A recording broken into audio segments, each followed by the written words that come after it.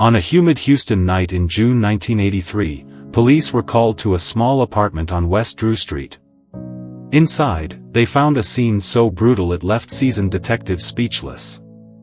A man named Jerry Dean lay motionless. Beside him, the body of Deborah Thornton, her skull crushed, a pickaxe lodged deep in her chest. Within hours, whispers spread through the city. This wasn't just a robbery gone wrong. Witnesses pointed to a 23-year-old woman with a wild reputation in Houston's biker underworld, Karla Faye Tucker. And when she was finally brought in, her chilling confession stunned even hardened investigators. She admitted she not only killed, but claimed she felt a rush, an orgasmic thrill, with every swing of the pickaxe. Yet, here's where the story takes a turn no one expected. Behind prison walls, the so-called pickaxe killer transformed. By the late 1990s, Karla was no longer the drug-fueled biker girl. She was a born-again Christian, holding Bible studies, speaking of forgiveness, and winning support from pastors, politicians, even the Pope himself.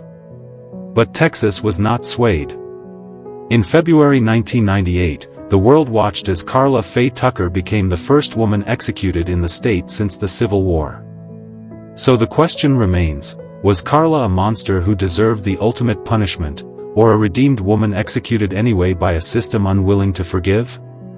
This is her story: crime, trial, transformation, last meal, and her final words. Karla Faye Tucker was born on November 18, 1959, in Houston, Texas. On paper, she should have been an ordinary little girl. But her life spiraled off course almost from the start. Her father, a heavy-drinking man who worked construction, and her mother, a free-spirited woman drawn to the party scene, fought constantly. Home was not a place of stability, it was chaos.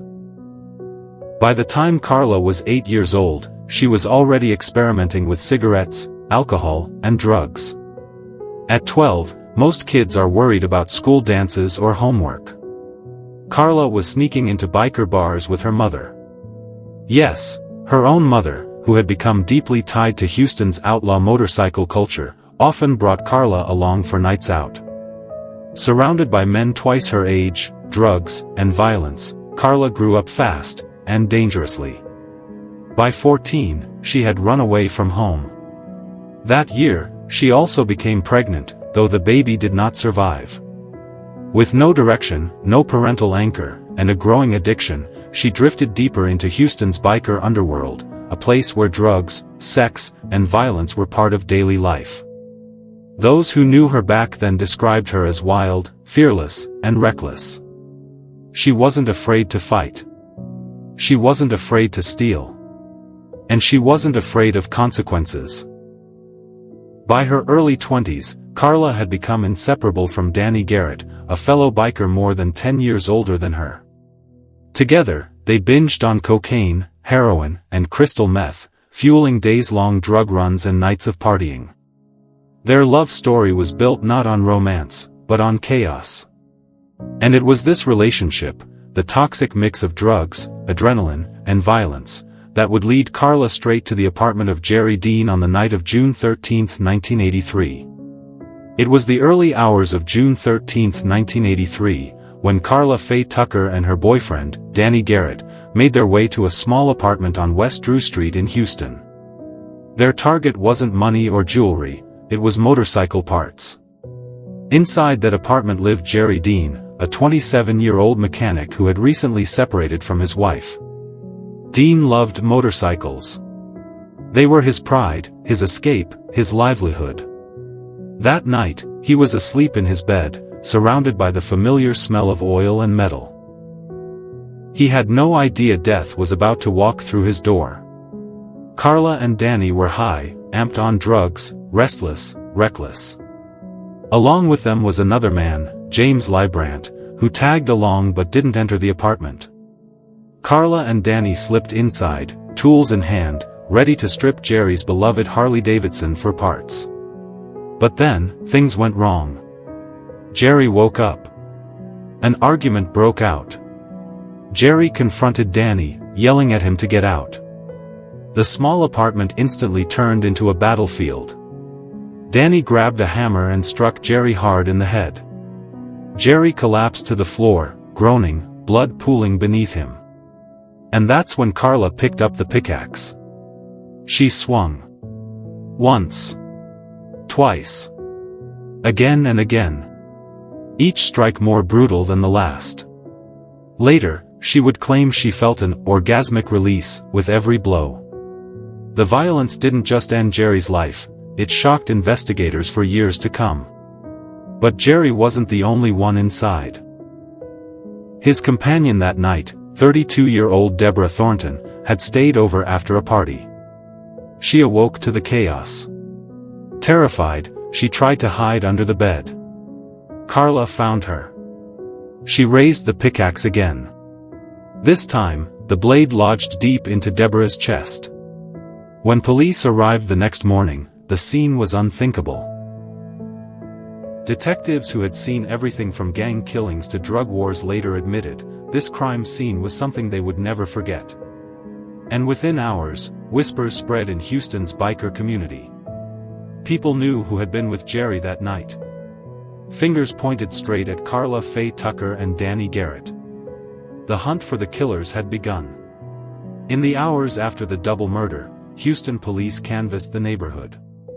It didn't take long before whispers from the biker community pointed their way.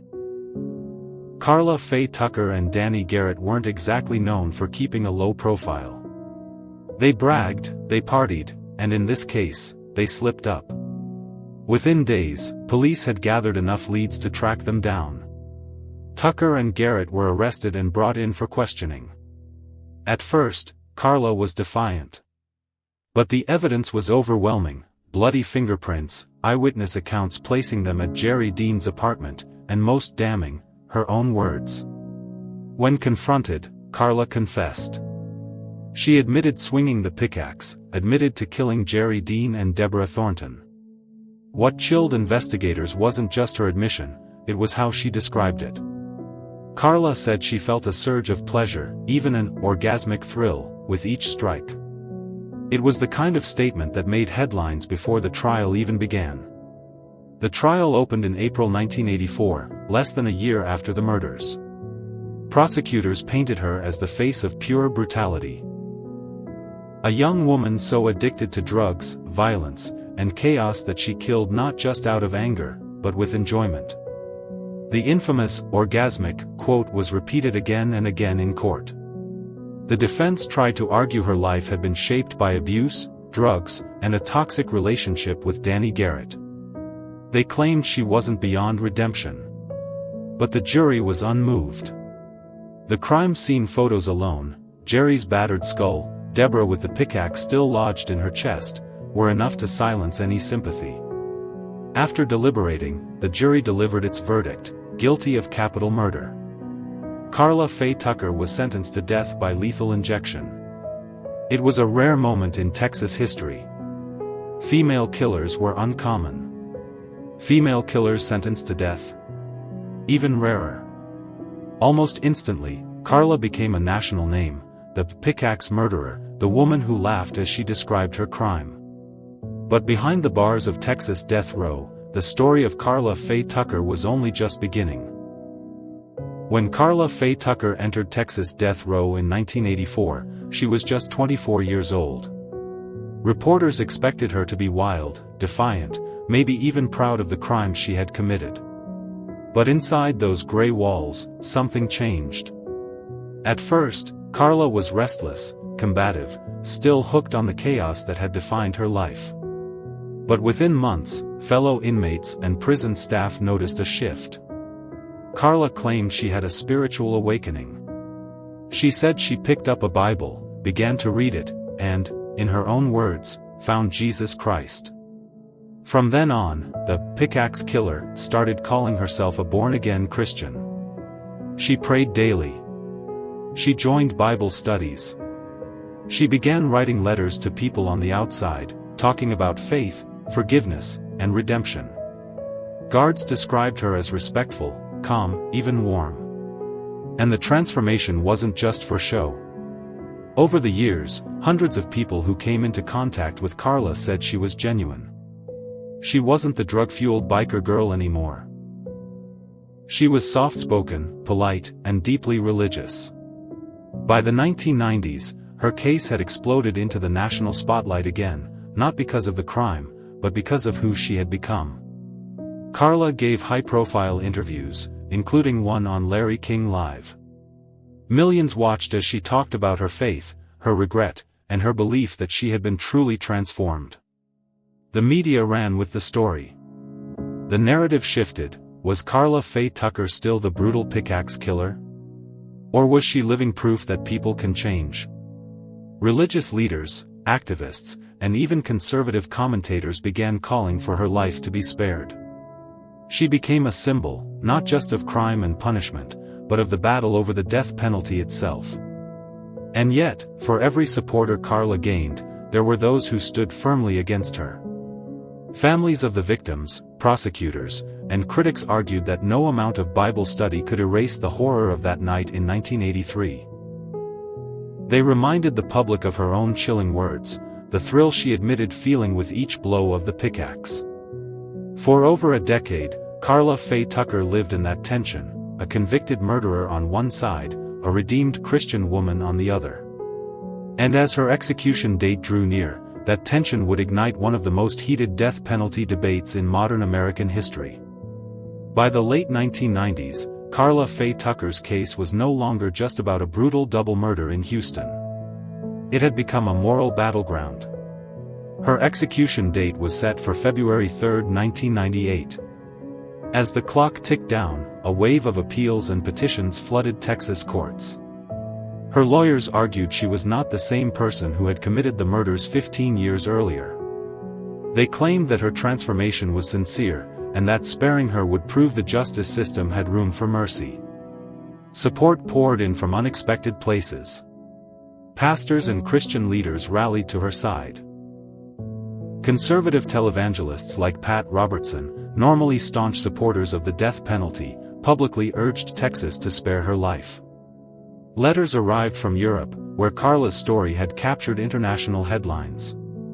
Even Pope John Paul II personally appealed for her clemency.